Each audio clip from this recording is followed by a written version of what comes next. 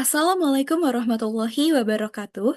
Kepada yang terhormat Bapak Bagus Karismawan sebagai dosen pengampu mata kuliah bisnis digital. Pada kesempatan kali ini, kelompok kami akan mempresentasikan hasil diskusi bisnis case yang ditugaskan untuk ujian tengah semester. Sebelumnya, perkenalkan kami dari kelompok 3 yang beranggotakan saya Chandra Cita Suci. Saya Alifah Najla Zahira. Saya Anastia Fitka Wardani. Dan saya Siska Aulia Lestari. Baik, yang pertama kami akan bahas terkait latar belakangnya terlebih dahulu sebelum menjawab pertanyaan. Kepada Alifa dipersilahkan.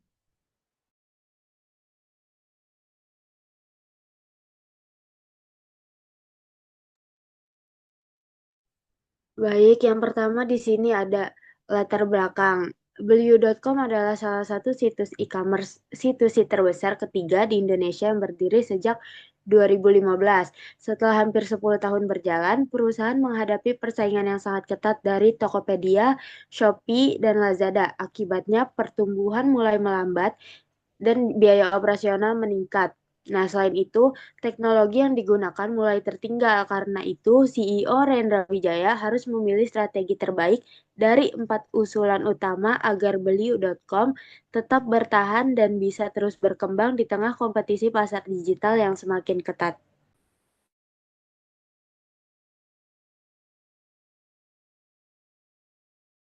Oke, baik. Selanjutnya adalah pertanyaan. Untuk pertanyaan pertama akan dibahas oleh Siska. Kepada Siska dipersilahkan. Oke, terima kasih sebelumnya Chandra. Baik, kita lanjut untuk menjawab pertanyaan pertama, di mana pertanyaannya itu adalah berikan 3 model pendapatan baru yang dapat dikembangkan oleh Beliuk.com dan jelaskan secara detail bagaimana 3 revenue model tersebut bekerja. Nah, jadi menurut hasil diskusi kelompok kami, model pendapatan baru yang dapat dikembangkan oleh perusahaan Beliuk.com itu ada model pendapatan berbasis langganan atau subscription based model. Lalu ada model iklan dan promosi berbasis data atau advertising and data monetization model, serta yang ketiga itu model komisi atau kemitraan B2B atau B2B platform model. Nah, oke. Untuk model yang pertama itu terkait model pendapatan berbasis langganan atau subscription based model. Di sini Beliuk.com itu dapat memperkenalkan layanan Beliuk Plus atau Beliuk Pro. Karena kebanyakan sekarang aplikasi-aplikasi itu kan udah premium ya, kayak menggunakan strategi atau model pendapatan berbasis langganan seperti ini, kayak misalnya Canva Pro atau Zoom Pro sendiri gitu. Nah, Beliuk.com ini bisa menggunakan model ini, yaitu paket berlangganan premium bagi penjual maupun pembeli nih, dengan berbagai benefit eksklusif yang didapatkan oleh penjual maupun pembeli, di mana penjual itu nantinya membayar biaya langganan bulanan misalnya 200.000 sampai 1 juta per bulan tergantung dengan tayar. Dengan fasilitas yang akan penjual dapatkan yaitu adalah priorities listing atau produknya tampil lebih atas di hasil pencarian gitu. Lalu ada dashboard analitik pro atau data real time tentang performa toko, tren kategori, dan perilaku konsumen. Lalu ada akses ke promosi berbayar gratis, bahkan diskon komisi misalnya dari 5% turun menjadi 3%. Nah, sementara untuk pembelinya sendiri atau bayar subscription-nya itu bisa membayar misalnya 50.000 sampai 100.000 per bulan dengan benefit yang akan mereka dapatkan, yaitu seperti gratis ongkir tambahan tanpa minimum belanja yang mungkin tidak akan didapatkan oleh customer atau pembeli biasa gitu. Terus juga ada early access ke flash sale, terus ada point reward ganda dan cashback eksklusif, serta ada customer service yang prioritas yang nggak mungkin didapatkan oleh customer biasa gitu. Dan sehingga Beliuk.com ini akan mendapatkan pendapatan berulang bulanannya dari dua sisi, dari seller maupun dari buyer, yang menjadi recurring revenue stream yang stabil meski GMV-nya itu naik turun, dengan keunggulan yang dapat meningkatkan loyalitas pengguna gitu. Memberikan cash lalu ini juga dapat memberikan cash flow yang stabil dan mengurangi ketergantungan pada fee transaksi, serta memperkuat value proposition untuk penjual aktif dan pembeli setia. Lalu ada model yang kedua yaitu model iklan dan promosi berbasis data atau advertising dan data monetization model.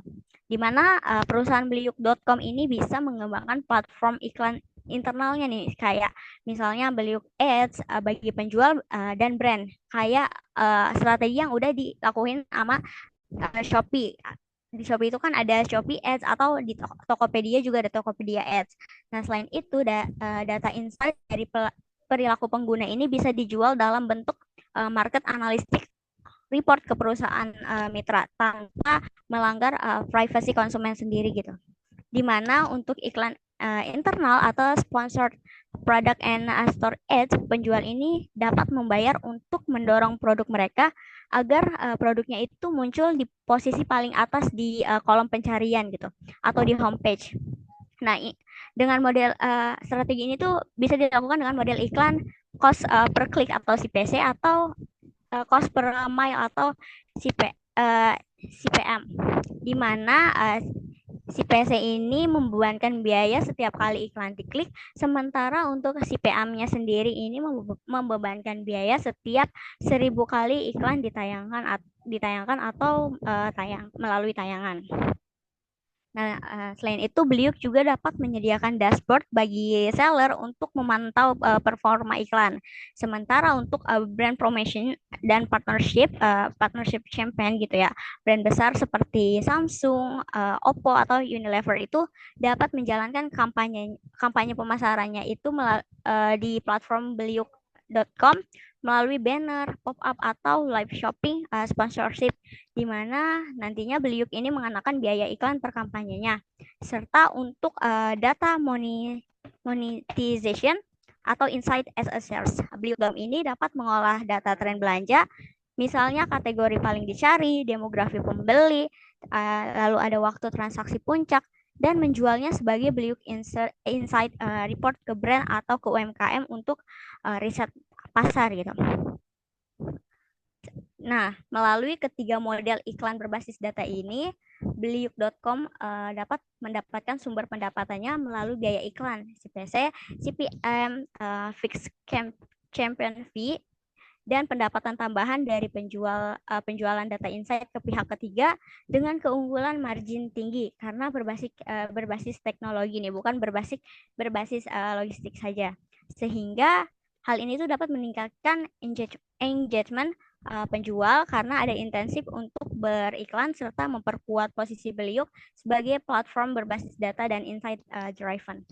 Lalu selanjutnya adalah model yang ketiga itu model komisi dan kemitraan B2B atau business to business atau biasa disebut B2B platform model, di mana Beliuk ini dapat mengembangkan platform khusus untuk transaksi bisnis to bisnis yang menghubungkan supplier, produsen, dan retailer kecil menengah. Nah, nantinya melalui platform wholesale dapat menyediakan fitur transaksi dalam jumlah besar atau bulk order. Supplier itu juga dapat mendaftarkan produknya dengan minimum order quantity atau MOQ, dan retailer atau reseller dapat membeli stok secara grosir dengan harga yang lebih rendah. Sementara untuk sistem payment flexibility dan logistics integration atau metode pembayaran, Beliuk ini dapat menyediakan fasilitas pembayaran tempo, terus juga seperti pay later yang udah dilakukan oleh Shopee gitu ya. Terus juga Beliuk juga bisa bekerja sama dengan vintage lending partner serta pengiriman grosir yang dikelola oleh mitra logistik B2B dengan tarif volume based. Sehingga revenue stream komisi ini lebih tinggi daripada transaksi B2B, misalnya 6-8%. Lalu ada biaya layanan untuk penggunaan sistem invoicing dan manajemen inventory, serta fee dari supplier onboarding atau registrasi premium supplier. Nah, melalui model B2B ini, Beliuk ini mendapatkan revenue-nya dari komisi transaksi grosir, fee langganan supplier premium, serta pendapatan tambahan dari mitra logistik dan vintage. Nah, sementara keunggulan yang akan didapatkan adalah marginnya itu lebih tinggi dari C2C biasa. Selanjutnya itu ada berkesempatan untuk membuka pasar baru B2B e-commerce serta meningkatkan stickiness penjual karena mereka juga menjadi pembeli di ekosistem yang sama. Oke, mungkin lanjut ke pertanyaan kedua yang akan dijelaskan oleh rekan saya.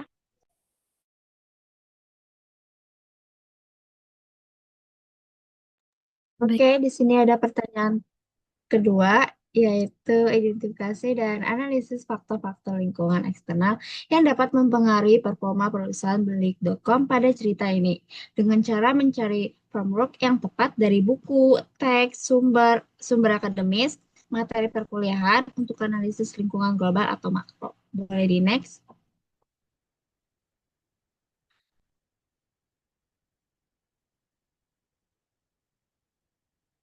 Boleh di next?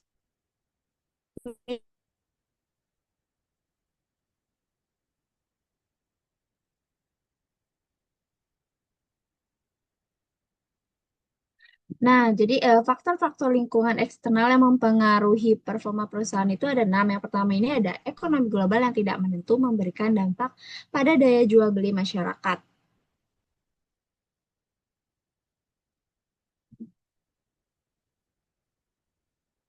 Boleh di next? Jadi yang pertama ini ada ekonomi global yang tidak menentu memberikan dampak pada daya jual beli masyarakat. Kondisi ekonomi global yang tidak stabil akibat inflasi menyebabkan turunnya daya beli masyarakat dan berdampak langsung.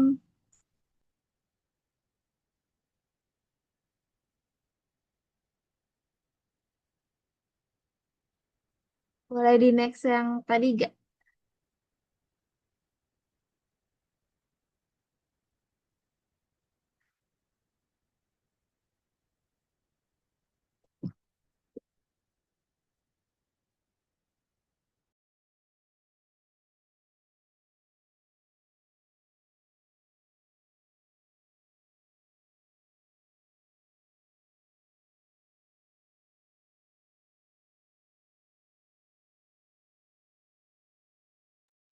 Nah, jadi ekonomi global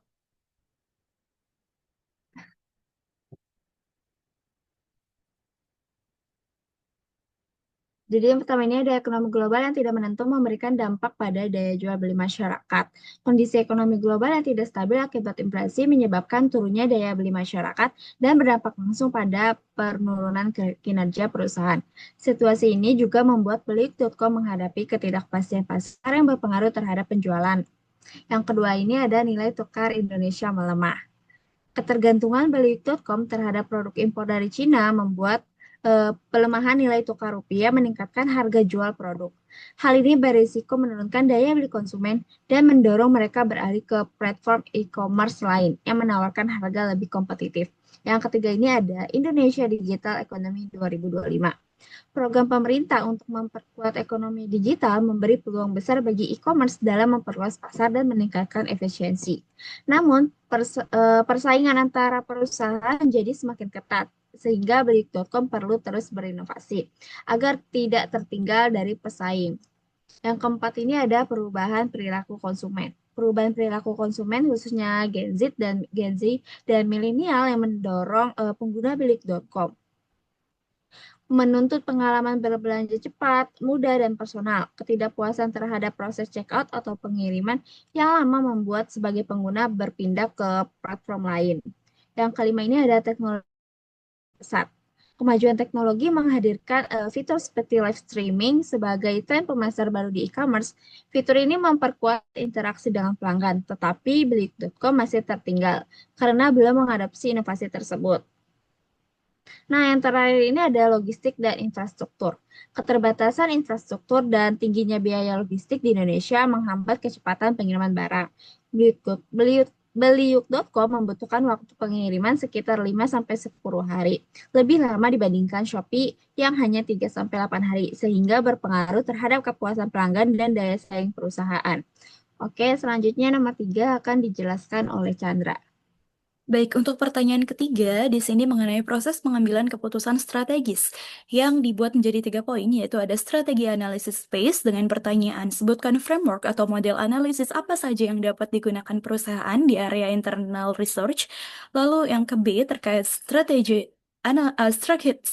objective space, Mengenai metode apa yang bisa digunakan, Rendra Wijaya selaku CEO untuk memastikan objektif strategis yang ditetapkan adalah objektif yang baik dan jelaskan secara singkat metode tersebut. Serta yang kedua, jika di masa yang akan datang Rendra Wijaya harus mengubah visi perusahaannya menjadi visi yang baru, hal-hal apa saja yang dapat diperhatikan oleh beliau dalam pembuatan vision statement baru. Lalu untuk pertanyaan yang C mengenai strategi definition phase, yang pertama, apa framework yang tepat untuk dapat mengategorisasi strategi pertumbuhan yang diusulkan oleh keempat VP dalam cerita, lalu dapat berikan grafik atau visual, framework atau metode tersebut beserta penjelasannya. Lalu, pertanyaan kedua, klasifikasikan setiap usulan dari keempat VP ke dalam kategori strategi pertumbuhan yang sesuai. Dan pertanyaan bonus, berikan rekomendasi akhir ide mana yang menurut Anda paling tepat untuk dipilih CEO. Berikan justifikasi dengan pertimbangan seluruh alur cerita yang ada di kasus bisnis ini. Baik, untuk pertanyaan pertama, next slide, mengenai strategi analisis space. Jadi, sebutkan framework analisis internal research dalam konteks strategi digital yang berpaku pada buku Digital Business dan E-commerce karangan David Cavey. Jadi di sini Dave Cavey itu di dalam bukunya terdapat beberapa framework. Di sini kami mengambil contoh ada 6 framework. Yang pertama ada Frio Framework. Jadi Frio Framework ini digunakan untuk menilai apakah sumber daya internal perusahaan itu bisa menjadi keunggulan kompetitif yang berkelanjutan. Dan di dalam Frio ini yang dinilai yaitu ada value, yaitu nilainya, rarity, kelangkaan, imitability, apa yang tidak bisa di-copy oleh perusahaan lain, terus ada organization. Nah, contohnya seperti beliau memiliki komunitas pengguna aktif yang loyal nih, karena sering mengadakan kampanye promosi lokal. Nah, ini tuh bernilai value, karena memang membantu meningkatkan traffic.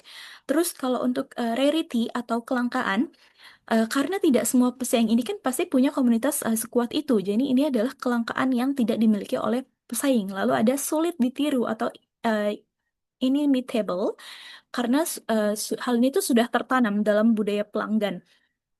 Lalu ada organization atau terorganisasi dengan baik melalui sistem membership. Artinya komunitasnya itu tersebar. Jadi sumber keunggulan kompetitif nyata bagi beliau itu ada pada rarity, terus ada imitability, organization, dan juga value yang diberikan. Lalu untuk framework kedua itu adalah Research Based View atau RBV. RBV ini memang berfokus pada pemanfaatan sumber daya internal sebagai inti dari strateginya. Jadi bahwa sumber daya internal itu merupakan inti dari strategi bisnis. Intinya adalah itu.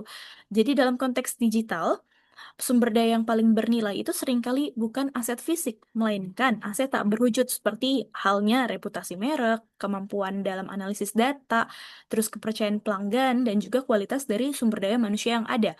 Jadi bagi beliau ini tuh hal ini berarti fokus utama yang memang harus diarahkan pada bagaimana memaksimalkan aset digital yang sudah dimiliki untuk menciptakan nilai tambah. Lalu framework yang ketiga adalah McKinsey Seven Frameworks.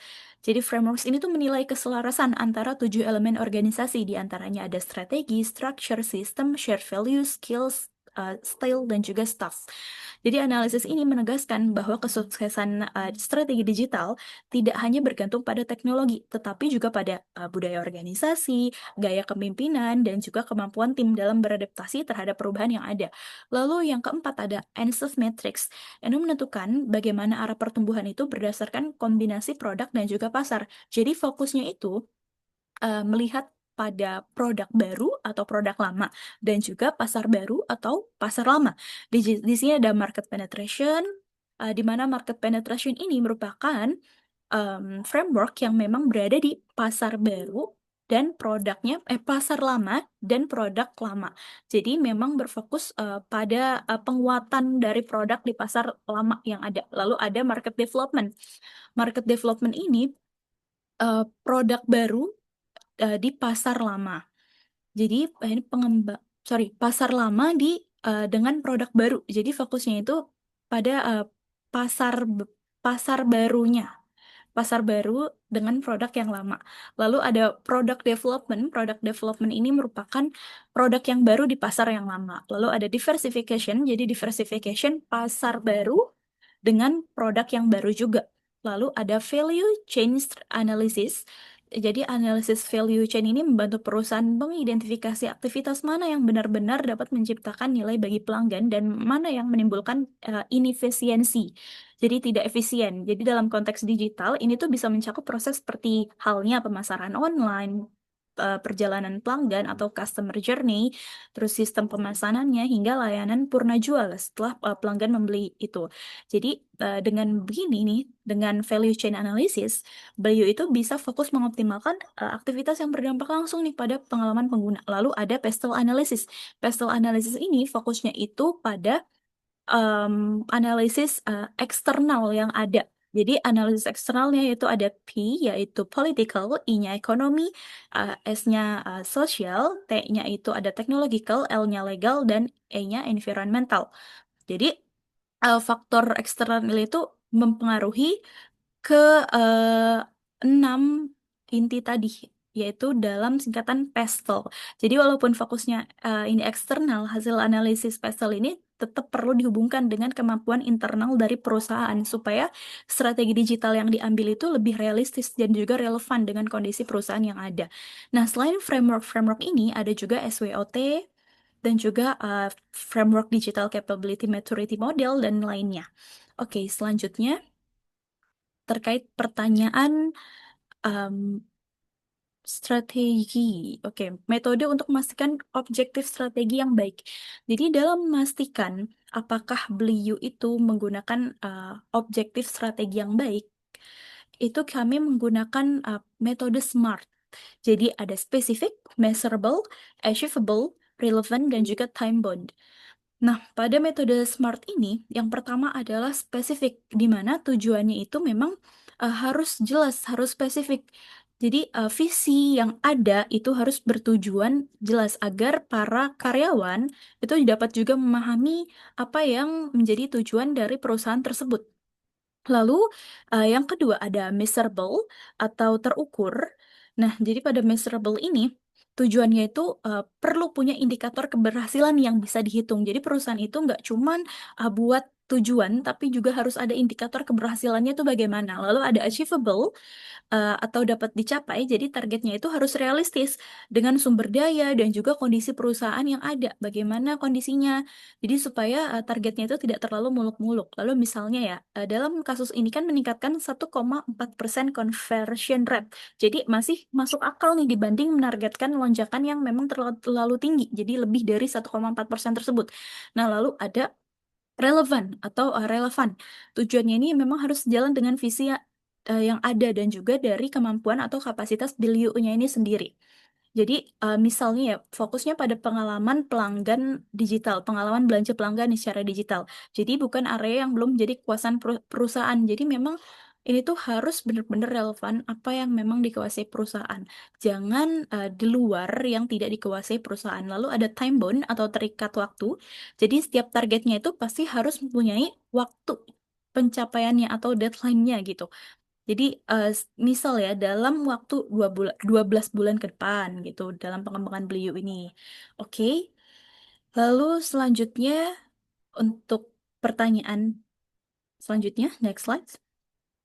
Nah, hal-hal yang perlu diperhatikan dalam buat vision statement baru.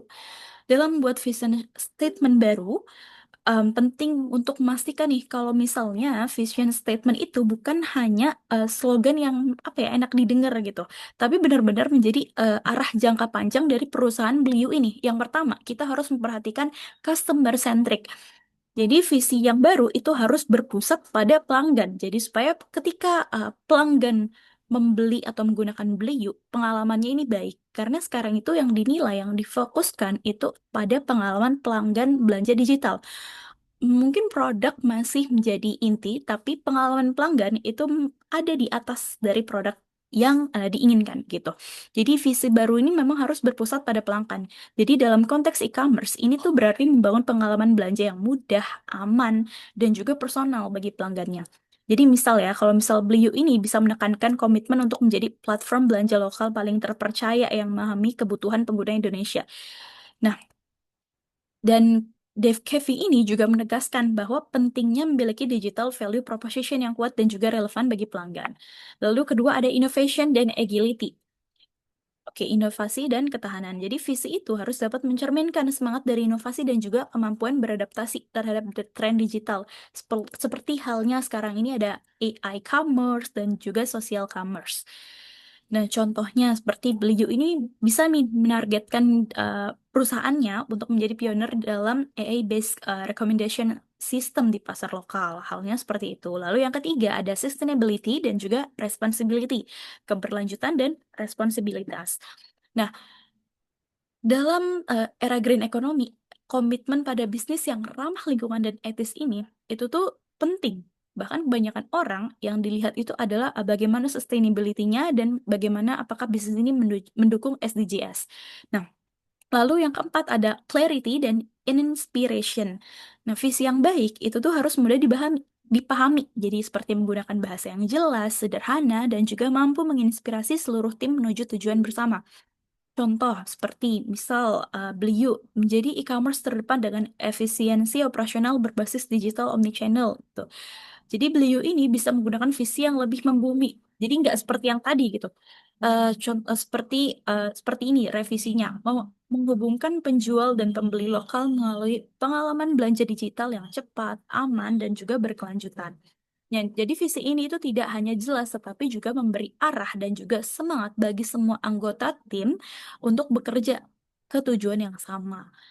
Oke, lalu selanjutnya, next slide, untuk pertanyaan poin ke C, yaitu framework yang tepat untuk dapat mengategorisasi strategi pertumbuhan perusahaan. Nah, dari hasil diskusi kelompok kami memilih framework Ansoff Matrix. Kenapa framework Ansoff Matrix? Karena framework ini tuh dapat menginterpretasikan usulan atau ide dari keempat VP di dalam Beliau. Nah, framework Ansoff Matrix ini kan memang fokusnya pada produk lama, produk baru, dan juga pasar lama dan pasar baru. Jadi fokusnya pada produk dan pasar. Nah, di dalam Ansoff Matrix ini terdapat 4, yaitu ada market penetration, product development, market development, dan juga diversification. Yang pertama ada market penetration. Jadi fokusnya itu memang pada produk lama di pasar lama. Karena ini tuh tujuannya untuk memperkuat posisi di pasar yang memang sudah ada. Supaya pelanggan ini tuh tetap loyal dan memberikan kepercayaannya kepada perusahaan atau Beliau ini sendiri. Lalu yang kedua itu, oh ya, dalam halnya ini itu kita dapat lihat pada ide dari Hendro. Oh ya, nanti ini akan dibahas ke soal selanjutnya. Lalu ada product development. Product development ini berfokus pada produk baru di pasar lama. Jadi fokusnya itu pengembangan produk. Biasanya tujuannya supaya customer itu atau konsumen itu nggak bosen dengan produk yang sudah ada. Lalu selanjutnya itu ada market development, produk lama di pasar yang baru. Seperti halnya kalau kita lihat Indomie ya, yang sudah mendunia, itu tuh termasuk market development. Ada diversification, pengembangan produk pengembangan produk baru di pasar yang baru. Jadi ini tuh tujuannya untuk ekspansi jangka panjang. Lalu selanjutnya, next slide.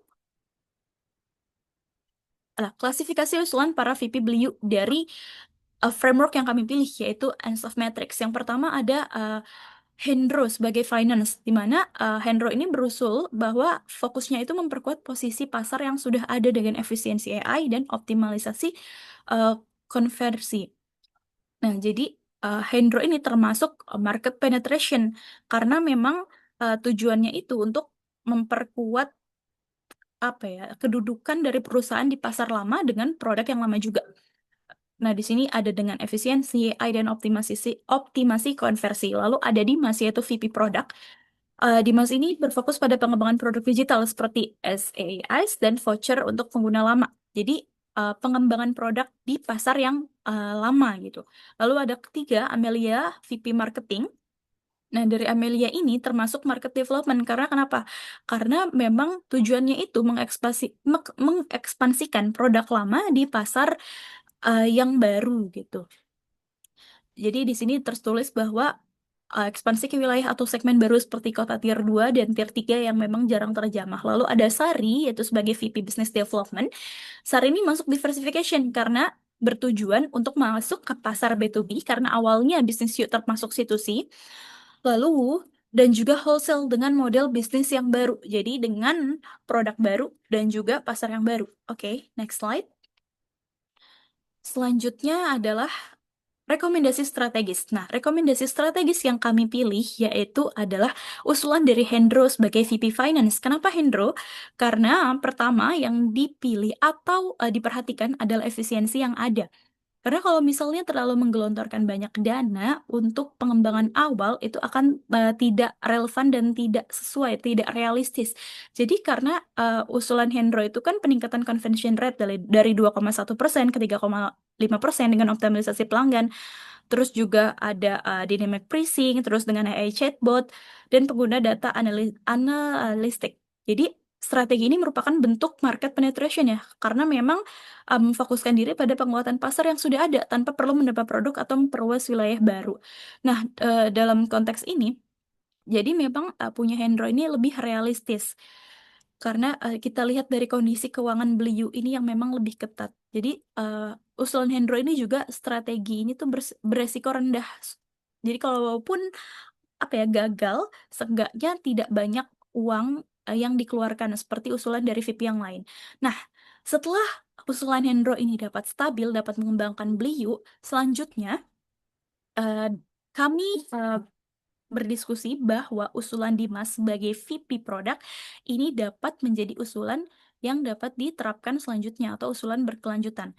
Jadi, dengan mengembangkan produk digital seperti voucher dan SaaS, ini tuh dapat menambah pendapatan dan memperkuat daya saing. Jadi, produk baru di pasar yang lama. Jadi, pelanggan itu nggak bosan dan juga mendapatkan hal yang baru gitu.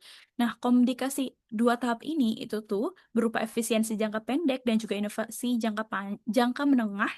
Ini sangat cocok gitu untuk Beliau karena menjadi langkah yang paling realistis, relevan dan juga visioner. Karena pertama efisiensi dari Hendro dan juga visioner dari usulannya Dimas gitu. Karena berupa pengembangan produk baru. Oke, selanjutnya berupa kesimpulan dan saran yang akan disampaikan oleh Alifah. Nah, secara umum, Beliau.com itu menghadapi banyak tantangan, mulai dari persaingan yang ketat, stagnasi pertumbuhan, hingga biaya operasional yang tinggi. Tetapi dari sisi internal, Beliau masih punya kekuatan besar seperti basis pengguna yang luas dan brand awareness yang tinggi.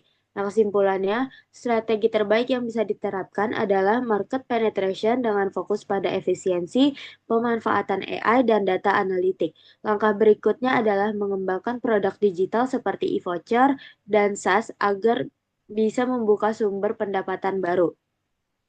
Nah, di sini ada beberapa saran yang bisa diterapkan Beliau.com. Yang pertama, prioritaskan efisiensi dan teknologi dengan memperbarui sistem, menggunakan AI, dan tingkatkan infrastruktur logistik agar lebih kompetitif. Dan yang kedua, memaksimalkan data analitik dengan memahami perilaku konsumen dan buat strategi pemasaran yang lebih tepat sasaran. Dan yang ketiga, kembangkan produk digital seperti e-voucher atau layanan SaaS untuk menambah sumber pendapatan baru. Nah, yang keempat, tingkatkan customer experience dengan mempercepat pengiriman, perbaiki tampilan aplikasi, dan buat layanan pelanggan yang lebih responsif. Dan yang terakhir, dorong inovasi dan adaptasi. Terus berinovasi supaya dapat menyesuaikan diri dengan tren digital seperti live commerce dan augmented reality. Oke, baik. Jadi tadi kesimpulannya bahwa dari sisi internal Beliau tersendiri ini memiliki peluang besar nih, karena dari jumlah pengguna yang memang sudah banyak dan juga kesadaran merek yang tinggi. Tapi hal ini tuh terhambat dari keterbatasan pada sumber daya dan juga teknologi yang masih agak ketinggalan zaman ya. Tetapi inefisiensi dalam operasional Beliau ini tuh dapat direvisi atau dikembangkan lagi dengan menggunakan framework yang sudah kami jelaskan sebelumnya. Oke, sekian dari kelompok kami, kurang lebihnya mohon maaf. Dan juga kami ucapkan terima kasih kepada Bapak Bagus Karismawan sebagai dosen pengampu. Wassalamualaikum warahmatullahi wabarakatuh. Waalaikumsalam.